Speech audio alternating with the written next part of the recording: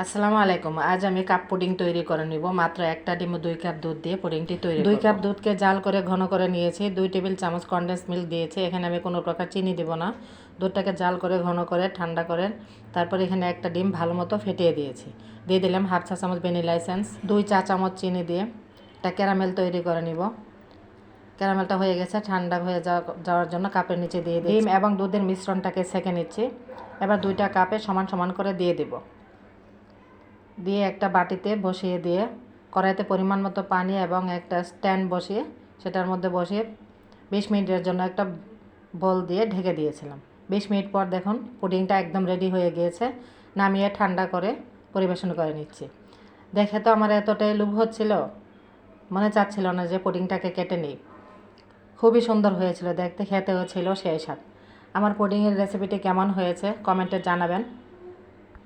ভালো লাগলে চ্যানেলটিকে সাবস্ক্রাইব করে দিবেন।